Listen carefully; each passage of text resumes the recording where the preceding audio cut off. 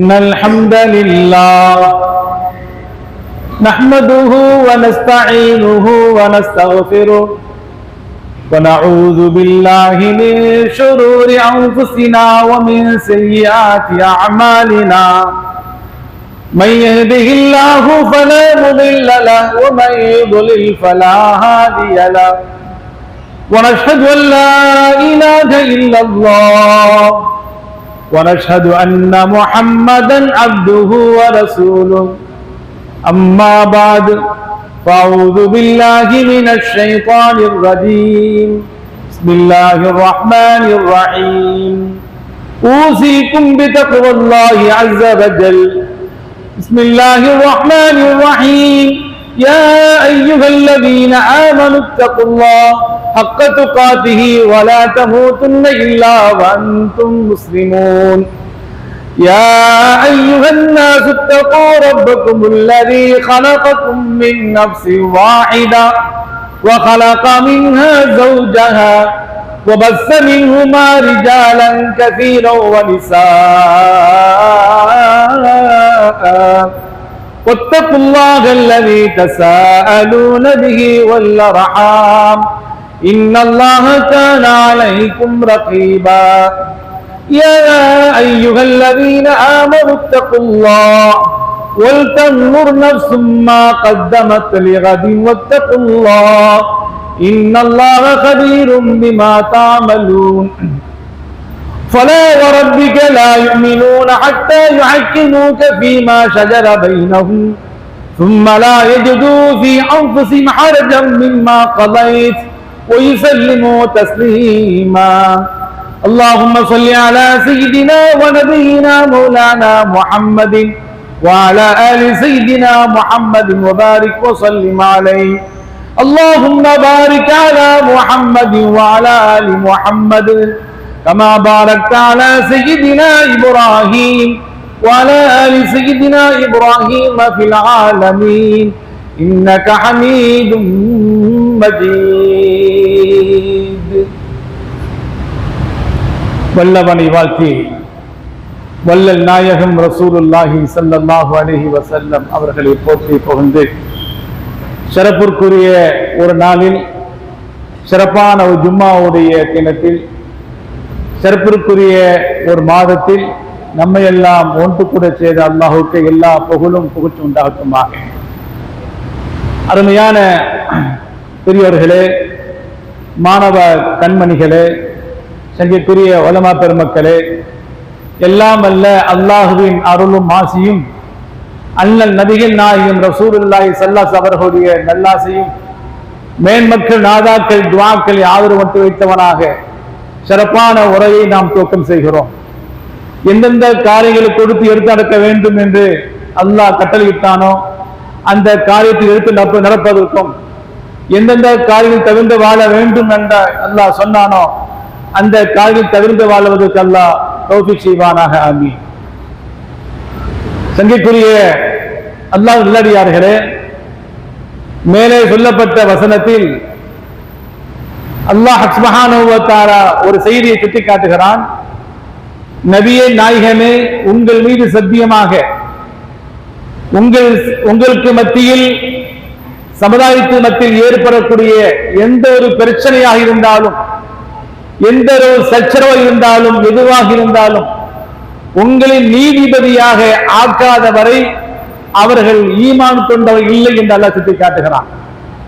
எந்த ஒரு நம்முடைய வாழ்வில் எந்த ஒரு கட்டத்தை தொட்டாலும், எந்த ஒரு வாழ்வில் நம்முடைய செயல்பாட்டை தொட்டாலும் அண்ணல் கண்மணி ஸல்லல்லாஹு அவர்களுடைய தீர்ப்பு இல்லாமல் அவன் மூமினாக முடியாது. அருமையான பெரியவர்களே, ஸல்லல்லாஹு அவர்கள் ஒரு செய்தியை சொல்வதாக இருந்தால், அவர்களை பற்றி ஒரு செய்தியை ஒருவர் சொல்வதாக இருந்தால் அதற்கு ஆதாரம் தேவை. அண்ணல் நபிகள் பெருமானார் ஸல்லல்லாஹு அவர்களை பற்றி ஒரு தகவல், ஒரு செய்தி நமக்கு சொல்லப்படுவது சொன்னால் அந்த செய்தி சொன்னவர் யார், அந்த சொன்னவர் யார்? நபிகளாருடைய ஒரு தகவலை நாம் அறிய வேண்டும் என்று சொன்னால், நபிகளாருடைய தகவலை ஒரு செய்தி சொல்லப்பட்டால் அதற்கு ஆத்தென்டிக்கான ஆதாரம் தேவை. உலகத்தில் எத்தனையோ தலைவர் இந்த உலகத்தில் பிறந்தாலும் அந்த தலைவருடைய வாழ்க்கைக்கு நாம் ஆதாரம் தேட மாட்டோம். இன்ன தலைவர் இப்படி வாழ்ந்தார், இன்ன தலை இப்படி வாழ்ந்தார், இன்ன தலை இப்படி எல்லாம் வாழ்ந்தார் என்று சொல்லக்கூடிய நேரத்திலே எங்களுக்கு ஆதாரம் தேவையில்லை. அவர் எப்படி வாழ்ந்து போனாலும் பரவாயில்லை. நான் அமெரிக்காவுக்கு சென்றேன், அவரை சந்தித்தேன், இவரை சந்தித்தேன் என்று சொன்னால் அதுக்கு எங்களுக்கு ஆதாரம் தேவையில்லை. அதே நேரத்தில் நபிகள் பெருமானார் ஸல்லல்லாஹு அலைஹி அவர்களுடைய ஒரு செய்தி சொல்வதாக இருந்தால் அதற்கு ஆதாரம் தேவை. ஒரு செய்தி இருந்தாலும் சரி, அவர்கள் ஒரு அமல் செய்தார் என்று சொன்னால் எதை சொன்னார்களோ, எதை செய்தார்களோ, எதை அங்கீகரித்தார்களோ அத்தனைக்கும் ஆதாரம் தேவை. ஒரு பல் துலுக்குவதாக இருந்தாலும் சரி, ஒரு கிஃப்டை கொடுப்பதாக இருந்தாலும் சரி, நபிகள் பெருமானார் அவர் ஒன்றை சொன்னால், ஒன்றை செய்தால், அதை ஏற்றுக்கொண்டால் அதுக்கு என்ன ஆதாரம் நாம் கேட்க வேண்டும். ஏனென்று சொன்னால் நபிகள் அவர்களை பற்றி யாரும் சாட்சியில் பேசிவிட முடியாது. நபிகள் அப்படி சொன்னார்கள், இப்படி சொன்னாங்க என்று யாரோ சொன்னாலும் சரி, அதுக்கு எந்த நூல், அறிவிப்பாளர் யார், அவருக்கு அவரை சொன்னவர் யார் என்று நமக்கு ஆதாரம் தேவை. 5 லட்சம் ராவிகளுடைய நமக்கு ஆதாரம் இருக்கிறது. அந்த ராவி எப்படிப்பட்ட அறிவிப்பாளர், அவர் எதை சார்ந்தவர், அவருக்கு சொன்னவர் யார், அவருக்கு யார் இவருடைய காலத்தில் ஒன்ற வாழ்ந்தவர்களா என்று அந்த அளவுக்கு அந்த அறிவிப்பாளர்கள் சஹாபாக்களுடைய தரம், சஹாபாக்களை பின்பற்றிய தாபியுடைய தராதரம், அவர்களை பின்பற்றிய தபத்தவர் தராதரம் எல்லாமே ஒரு புக்காக ஒரு அறிவிப்பாளருடைய வழியில் இருக்கிறது. அல்லாஹ் அஸ்கலானி ரஹ்மத்துல்லாஹி அவர்கள் ஒரு நூலை போட்டிருக்கிறார்கள், ஒரு அறிவிப்பாளருடைய தரம் இருக்க வேண்டும். அருமையான பெரியவர்களே, எனவே நபிகள் பெருமானார் ஸல்லல்லாஹு அலைஹி அவர்கள் ஒன்றை சொன்னால் செய்தால் சஹத்து மேனிக்கு நாம் ஏற்றுக்கொள்ள முடியாது. அதுக்கு ஆத்தென்டிக்கான ஆதாரம் தேவை. எப்ப சொன்னாங்க, எந்த கட்டத்தில் சொன்னார்கள், எந்த நேரத்தில் சொன்னார்கள் என்று ஒரு ஆதாரபூர்வமான எந்த ஒரு லைஃபும் இல்லாமல், இட்டு கட்டப்பட்ட செய்தி இல்லாமல் அப்படியே அப்பொழுது கட்ட தெளிவான தகவல் மட்டுமே தான் ஏற்றுக்கொள்ள முடியும். எனவேதான் ஒரு கட்டம் சொன்னார்கள், மன் கதிபாலை முத்தஅம்மிதன் ஃபலயதமக்காதஹு மினன்னார். யார் நான் சொல்லாத ஒன்றை, செய்யாத ஒன்றை, அங்கீகரிக்காத ஒன்றை நான் சொன்னதாக சொன்னால் நரகத்திலே எடை தேடிக் கொள்ளட்டும் என்று சொன்னார்கள். அருமையான பெரியவர்களே, சற்று சிந்தித்து பாருங்கள். ஒரு செய்தி, ஒரு தகவலை ஒரு ஆள் சொல்றாங்க சொன்னா நபிகளால் சொன்னார்களா? எங்கே சொன்னார்கள்? அதுக்கு என்ன ஆதாரம் என்ன நாம் கேட்பது கட்டாய கடமை. எனவேதான் அதே நேரத்திலே அவர் நமக்கு மத்தியில் ஏற்பட்ட எந்த பிரச்சனை இருந்தாலும் சரி, அந்த பிரச்சனைக்கு தீர்ப்புக்காக நபிகளாவுடைய ஹதீஸ், அவருடைய சொல் அங்கீகாரம் தேவைப்படுகிறது.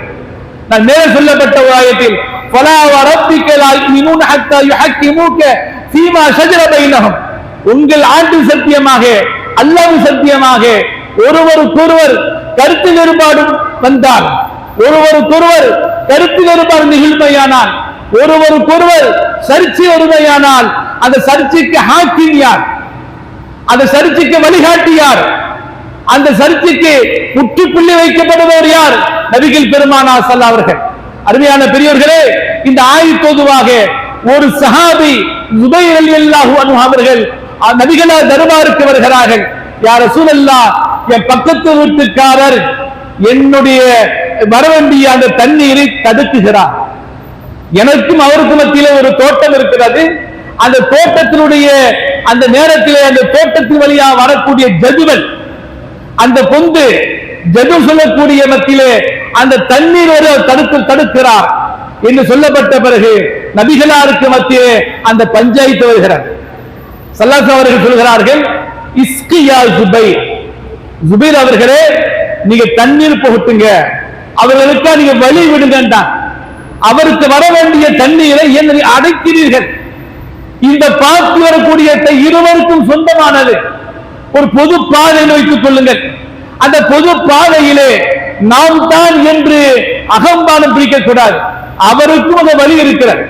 அந்த அடிப்படையிலே அவருக்குரிய அந்த பாகத்தை, அவருக்கு வர வேண்டிய தண்ணீரை விட்டு கொடுக்க வேண்டும். இஸ்கியா ஜுபைர், ஜுபைர் அலி அவர்களே நீங்க தண்ணீர் கொடுங்க. அவர் ஒரு வார்த்தையை சொன்னார்.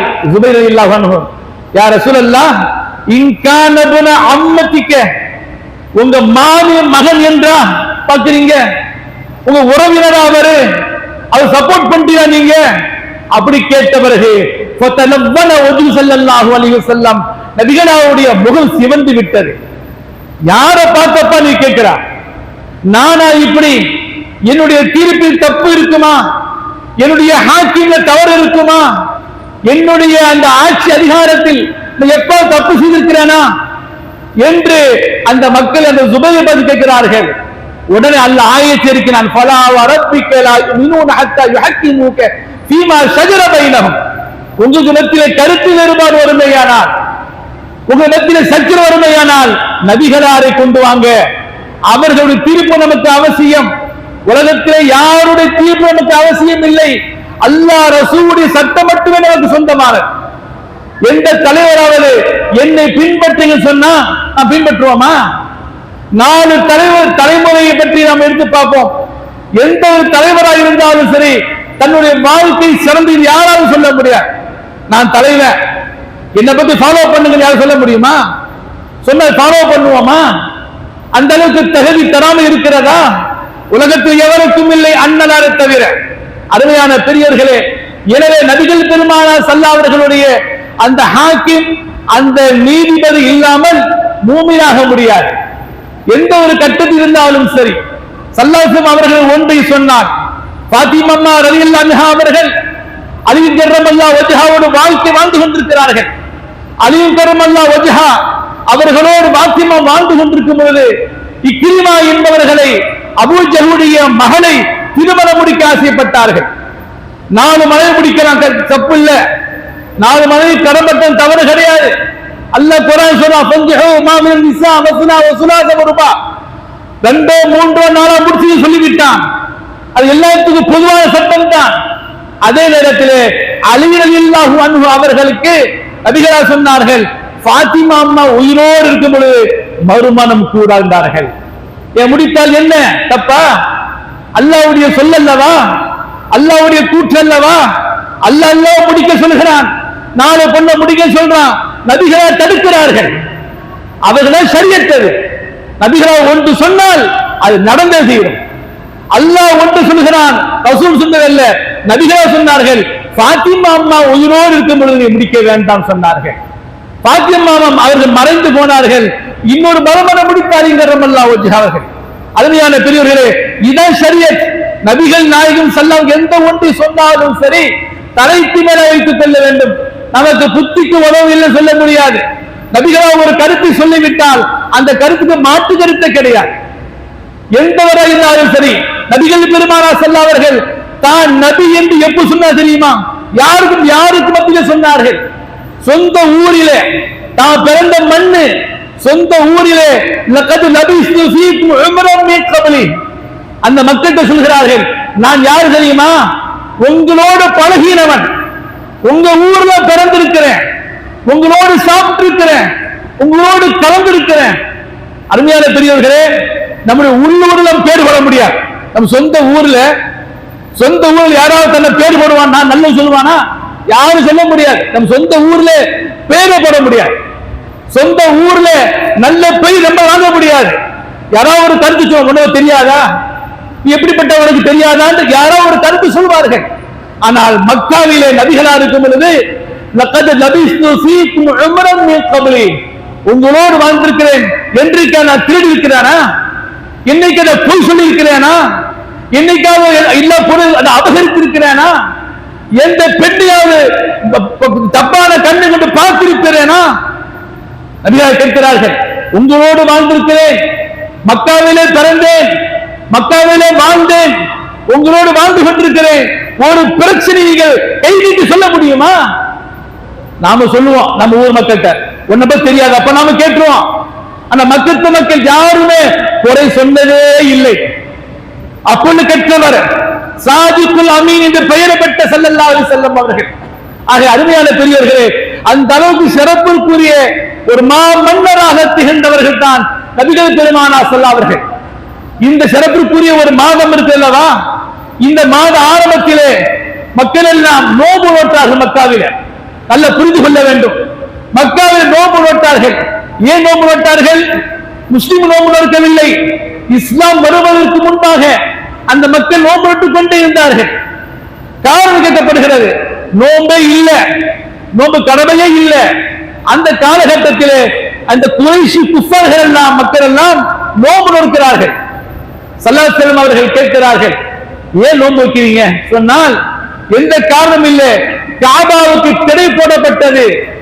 காபாவுடைய திரை போடப்பட்டால் அந்த மக்கள் நோம்பு நோற்பார்கள். காபாவுக்கு புதிய திரை போடப்பட்டு விட்டால் நோம்பு நோற்பார்கள். இன்று கருப்பு துறை போட்டிருக்கிறது. காபாவை இன்று மட்டுமல்ல, மறுமை நாள் வரைக்கும் இந்த கருப்பு துணிதான் போடப்படும். இந்த கருப்பு துணி போட்டவர் யார்? நபிகளார் இல்ல, சஹாபாக்கள் இல்ல, தாபீகள் இல்ல, தபதாபிகள் இல்ல. அந்த காபா திரை போட்டவர் ஹஜ்ஜாஜ் யூசுப் போட்டார். பல கொலை செய்தவர், 1,00,000க்கு மேற்பட்ட கொலை செய்தவர். அந்த மிகப்பெரிய பாவி காபாவுக்கு திரை போட்டார். குர்ஆனுக்கு யாரா போட்டார்? அலிஃப் பா தா சா என்று யாரா போட்டவர் அந்த பெருமகனார் தான். அந்த காபாவுக்கு திரை போட்டவர் அவர். அந்த நேரத்தில் அதுக்கு முன்பாகத்தான் காபாவுக்கு திரை போட்டதன் காரணமாக அன்றைய காலத்திற்கு நோன்பு நோற்றார்கள். ஸல்லல்லாஹு அலைஹி வஸல்லம் அவர்கள் மதீனாவுக்கு சென்றார்கள். யூதர்கள் நோன்பு நோட்டதன் காரணமாக, அந்த மக்கள் நோன்பு நோட்டதன் காரணமாக தானும் நோன்பு நோட்டு பிறை 9, 10 என்பதாக சொல்லி காட்டினார்கள். அருமையான பெரியவர்களே, நான் சொல்ல வந்த செய்ய சொன்னால், அன்றைய காலத்திலே காபாவுக்கு திரை போட்டு நோன்பு நோட்டார்கள். இன்று வரையிலும் நோன்பு நோக்க காரணம் என்ன? அந்த மூசா நபி அவர்களும் அந்த கூட்டத்தை வெற்றி பெற்ற காரணமாக நோன்பு நோக்கிறோம். ஒரு செய்தி, ஒரு காபாவை, ஒரு பள்ளியை நாம் கட்டுவோம் சொன்னால், அந்த கட்டக்கூடிய அந்த பள்ளிக்கு முதலாக நல்ல நீயத்து வேணும். ஒரு ஆள் பள்ளி கட்டுறாருன்னு சொன்னா, காபா கட்டப்பட்டது, பல்லாயிரக்கணக்கான ஆண்டுகள் காபா கட்டப்பட்டது. அந்த காபாவுடைய நீயத்து உண்மையானது. இந்த பள்ளி கட்டப்பட்டுள்ளது, அக்ஸா பள்ளி சொல்கிறோமே, இந்த பள்ளி கட்டப்பட்டது. இந்த ஒரு பள்ளி கட்டுவதற்கு ஒரு காரணம் உண்டு, புரிந்து கொள்ள வேண்டும். அந்த பள்ளி கட்டு சாமானிய பள்ளி கட்டிட முடியாது. ஒரு ராஜா, ஒரு மாமன்னர் வாழ்ந்தார், ஒரு பள்ளியை கட்டுவதற்காக நீயத்து வச்சார். ஒரு பள்ளி கட்ட போறார். ஆனா ஒரு ஷர்த், நிபந்தனை, நான் ஒரு பள்ளி கட்ட போறேன், அந்த பள்ளிக்கு யாரும் கிஃப்ட் பண்ணக்கூடாது, அந்த பள்ளிக்கு யாரும் சல்லி தரக்கூடாது, அந்த பள்ளிக்கு யாரும் தண்ணி தரக்கூடாது, மண்ணுக்கு வேண்டாம், கல்லு வேண்டாம், ஒன்றுமே வேண்டாம், இல்ல நானா கெட்டுறேன்னு சொல்லி அந்த பள்ளியை கட்டுகிறார். யாருடைய இலவச ஆலோசனை தேவையில்லை, யாருடைய மஷ்வரா தேவையில்லை, யாருமே தேவையில்லை. இந்த பள்ளி கட்டுவதற்கு நானே பள்ளி கட்டுவேன்னு சொல்லி ராஜா சொன்னார். பள்ளி கட்டப்பட்டது, பள்ளி அழகா பள்ளி கட்டப்பட்டது. நாளைக்கு அந்த பள்ளி திறப்பு விழா நடக்க இருக்கிறது.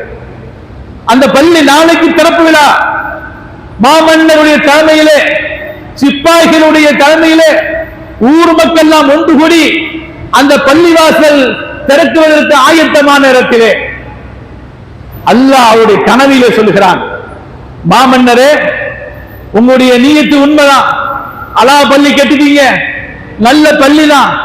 ஆனா அந்த பள்ளிக்கு உங்க பெயர் வைக்க கூடாது, ஒரு பெண்ணின் பெயரை வைக்க வேண்டும் என்று அல்லாஹ் சொல்கிறான். ஒரு கனவு காட்சி அது. ஒரு கனவிலே அல்லாஹ் சொல்கிறான், இந்த பள்ளிக்கு உங்க பேரை வைக்க கூடாது. நீ உங்க பள்ளிக்கு பேரை வைக்கலாம், தப்பு இல்லை.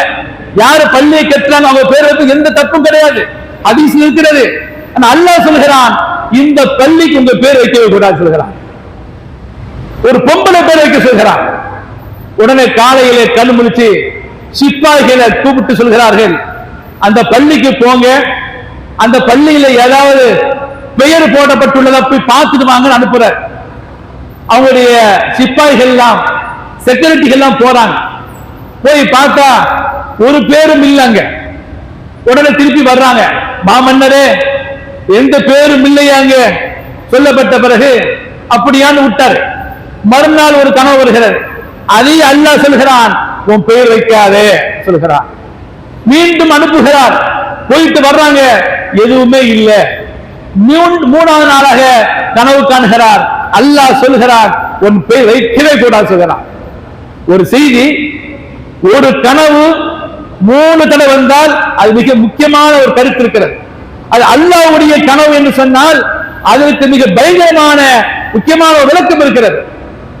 இவர் பார்த்தாரு, மாமன்னர், இந்த 3 நாள் கனவு கண்டேன், 3 நாள்ல இந்த மாதிரி வந்திருக்குது, ஒரு பொம்பளை கனவுல வந்து அல்லாஹ் காட்டுகிறான். அந்த பொம்பளையுடைய வகை இப்படி இருக்கும், அவன் நிறம் இப்படி இருக்கும் சொல்லி அவருக்கு அந்த பொம்பளை கனவு காட்டப்பட்ட பிறகு அந்த பெண்மணியை தேடி அலைகிறார்கள். சிப்பகெல்லாம் போறாங்க. மாமன்னர் பள்ளி கட்டிருக்கிறார். மாமன்னர் ஃபுல் செலவுல அவருடைய சல்லியில பள்ளி கட்டப்பட்டிருக்கிறது. ஆனா வேறொரு பொம்பளோட பெயர் சுட்டப்பட இருக்கிறது. யார் அந்த பெண்மணி? அந்த பொம்பளை யார் என்று சிப்பைகள் எல்லாம் அலைகிறார்கள். அல்லாஹ் சொன்னது போல, மாமன்னர் சொன்னது போல உடனே அந்த பெண்ணை கூட்டி வரப்படுகிறது. அந்த பெண்ணை மாமன்னர் கேட்கிறார், அம்மா தாயே, இந்த பள்ளிக்கு நான் தான் சொந்தம், இந்த பள்ளிக்கு என் சல்லி போட்டு நான் கேட்டிருக்கிறேன், யார் என்ற உதவிகள் பண்ணவே இல்லை, ஏன் உன் பெயர் வைக்கணும், நீ யார் என்று மாமன்னர் கேட்கிறார். நீ இந்த பள்ளிக்கு ஏதாவது செலவு செய்திருக்கிறாயா, அந்த பள்ளிக்கு ஏதாவது உதவி இருக்கிறாயா, ஒரு சல்லி காசு கொடுத்திருப்பியா, எதற்கு உன் பேரை வைக்கணும் என்று மாமன்னர் கர்ஜித்து கேட்கிறார். ஆனா அல்லாஹ் சொன்னான்னு சொல்லல அந்த பொம்பளைக்கு. அல்லாஹ் மாமன்னர் அல்லாஹ் சொல்லாம எதற்கு உன் பெயர் வைக்கணும், நீ யார்? அப்ப அந்த அம்மா சொன்னாங்க, நானே வந்து பிச்சைக்காரி, எதற்கு லாய்க்கற்றவன், அன்றாட உணவு சாப்பிடுறது வழி இல்லாதவனா, நான் என்ன பள்ளிக்கு காசு தர போறேன், சல்லி தர போறேன், ஒன்றும் இல்லை. ஆனா ஒன்னே ஒண்ணு, உங்க பள்ளி கட்டுவதற்கு ஆயத்தமான நேரத்தில் நீங்கள் குதிரைகள்ல வந்து சாமான்கள்லாம் வருகிறது, எல்லாம் மூட்டை மூட்டையாக சிமெண்ட் வருகிறது, செங்கல் வருகிறது, தண்ணீர் வருகிறது. அந்த குதிரைக்கு தண்ணீர் வைப்பதற்காக, தண்ணீர் குடிப்பதற்காக ஒரு தேக்ஷாவிலே தண்ணீர் வைக்கப்பட்டிருக்கிறது. அந்த குதிரையுடைய வாய் அங்கு செல்ல முடியவில்லை, வாய் உள்ளே விட முடியவில்லை.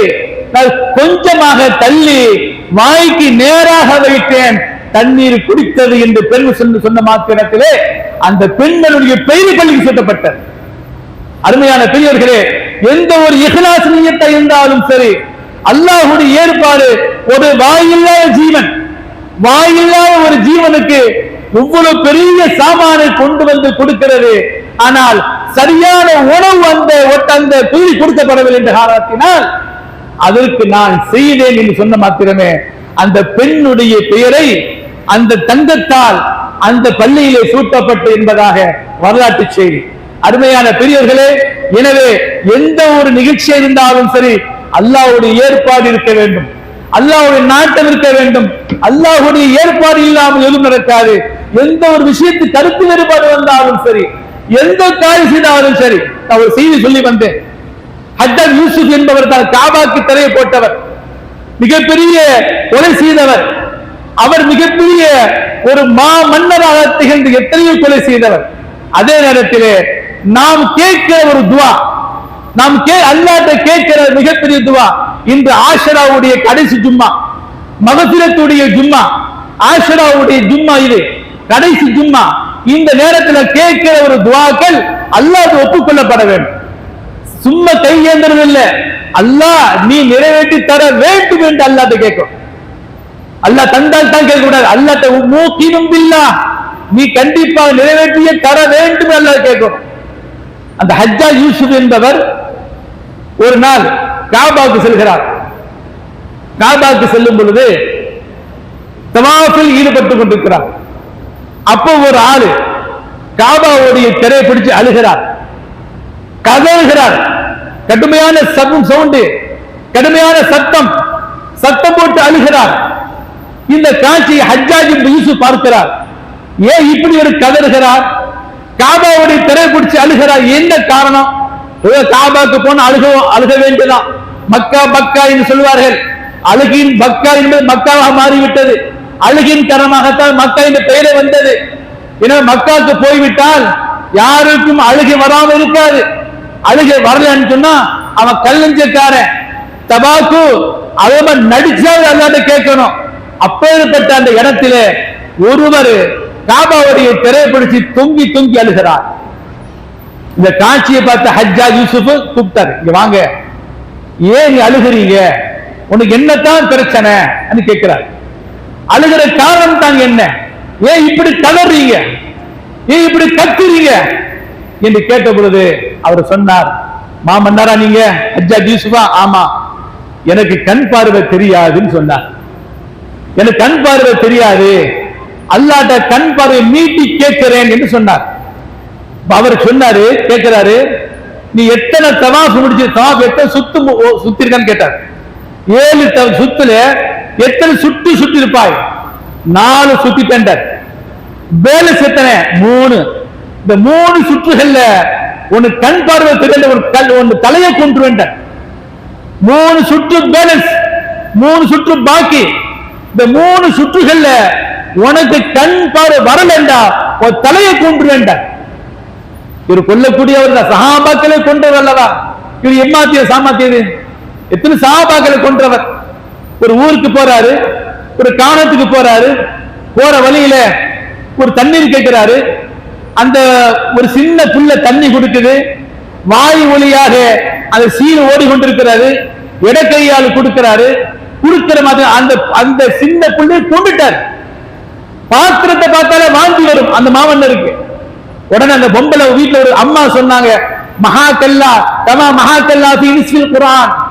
அழகான பாயிண்ட் அந்த பொம்பளை சொல்லுது, மாமன்னரே, அல்லாஹ் சுப்ஹானஹு வ தஆலா குர்ஆன்ல முதல்ல 15 ஜுஸ்ல கல்லா என்ற வார்த்தை இல்லாம போல ஒண்ணு இல்லாம ஆக்குவான்.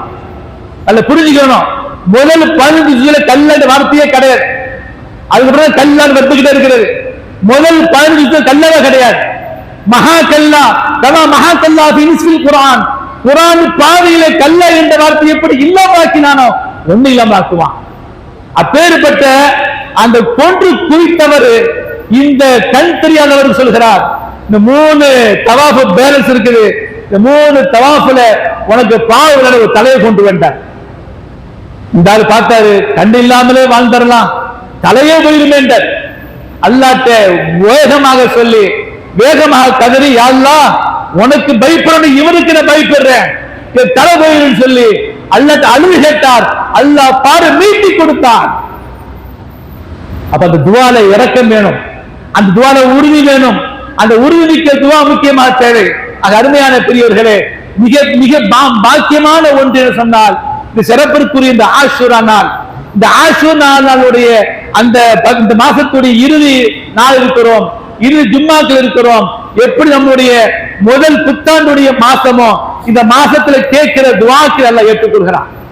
அல்லாஹ் துவாச்சி எந்த ஒரு காரியம் இருந்தாலும் சரி, அல்லாஹ் நம்ம கேட்டேன்னு சொன்னா அல்லாஹ் ஏந்திய கையை விரும்பின ஆக்க வைக்கப்படுகிறான் என்ற கேள்வி தர சொல்கிறான். ஆக அருமையான பிரிவுகளே, அப்பேற்பட்ட சிறப்பிற்குரிய ஒரு மாதம், அந்த மாதத்தில் நாம் இருக்கிறோம். அது சிறப்பான இந்த மாதத்தில் நாம் செய்யக்கூடிய அமல் அல்லாஹ் கபூல் செய்வானாக. நாம் செய்யக்கூடிய எல்லா காரியத்தை அல்லாஹ் ஏற்றுக்கொள்வானாக. நாம் செய்யக்கூடிய எல்லா வணக்கத்தை அல்லாஹ் ஏற்றுக்கொள்வானாக. சிறப்பான இந்த பள்ளிவாசலுடைய நிர்வாக பெருமக்கள், சிறப்பான இந்த ஊர்வாசிகள், மஹல்லாவாசிகள், இங்கே கூர்ந்து இருக்கக்கூடிய எல்லா மக்களுடைய நாட்ட தேட்டத்தை எல்லாம் ஏற்றுக்கொள்வானாக. நமக்கு நீண்ட ஆயுசியை வழங்குவானாக, நல்ல சுகத்தை வழங்குவானாக, நோயில்லாத வாழ்க்கை வாழ செய்வானாக. இந்த நாட்டை எல்லாம் பாதுகாப்பானாக. இந்த நாட்டை நமக்கு எல்லாம் சௌகரியமாக்கி தருவானாக. இந்த நாட்டில் வாழக்கூடிய ஆண்கள் பெண்கள் எல்லோரும் ஒற்றுமையாக சந்தோஷமாக வியாபாரத்தின் எல்லா நிகழ்வுகளிலும் அல்லாஹ் நன்மை ஓங்க செய்வானாக. அல்ஹம்துலில்லாஹி ரப்பில் ஆலமீன். أعوذ بالله من الشيطان الرجيم. بسم الله الرحمن الرحيم. إن المسلمين والمسلمات والمؤمنين والمؤمنات والقانتين والقانتات والصادقين والصادقات والصابرين والصابرات والخاشعين والخاشعات والمتصدقين والمتصدقات والصائمين والصائمات والحافظين فروجهم والحافظات والذاكرين الله كثيرا والذاكرات أعد الله لهم مغفرة وأجرا عظيما. فلا وربك لا يؤمنون حتى يحكموك فيما شجر بينهم ثم لا يجدوا في أنفسهم حرجا مما قضيت ويسلموا تسليما. يا أيها الذين آمنوا اتقوا الله وكونوا مع الصادقين. وقال نبينا محمد صلى الله عليه وسلم إنما الأعمال بالنيات وإنما لكل امرئ ما نوى. بارك الله لنا ولكم في القرآن العظيم ونفعنا وإياكم بالآيات والذكر الحكيم إنه تعالى جواد كريم ملك قدير بر رؤوف رحيم رب حليم.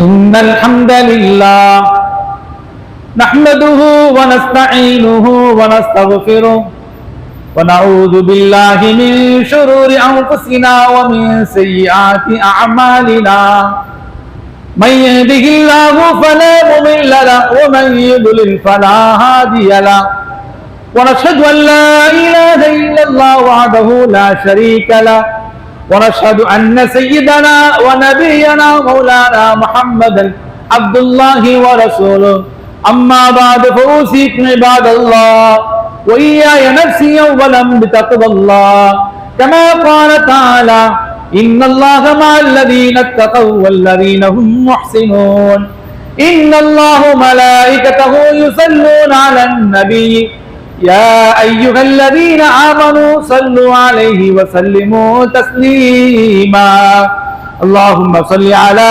سيدنا ونبينا ومولانا محمد وبارك وسلم خصوصا على سيدنا أفضل الناس بعد النبيين خليفة الرسول أمير المؤمنين سيدنا أبي بكر الصديق وعلى أمير المؤمنين سيدنا عمر بن الخطاب وعلى أمير المؤمنين سيدنا عثمان بن عفان وعلى أمير المؤمنين سيدنا علي بن أبي طالب وعلى أمين المكرم عند الله أبي عمارة الحمزة وأبي الفضل العباس رضي الله تعالى عنهما وعلى أمنا فاطمة الزهراء وعلى سيدين شهيدنا الحسن والحسين وعلى صحابة رضوان الله تعالى عليهم أجمعين اللهم أجرنا من النار اللهم أجرنا من النار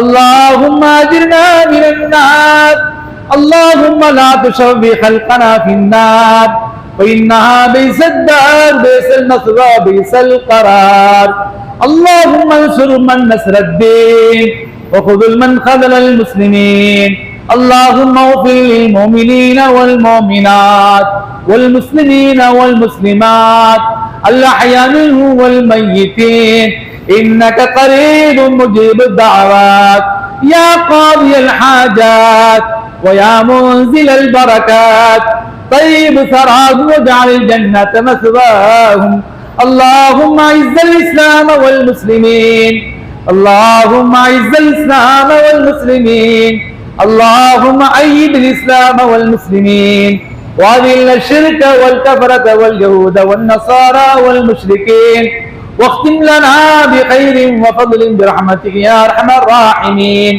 ربنا اغفر لنا ولإخواننا الذين سبقونا بالإيمان ولا تجعل في قلوبنا غلا للذين آمنوا ربنا إنك رؤوف رحيم عباد الله يرحمكم الله إن الله يأمر بالعدل والإحسان وإيتاء ذي القربى وينهى عن الفحشاء والمنكر والبغي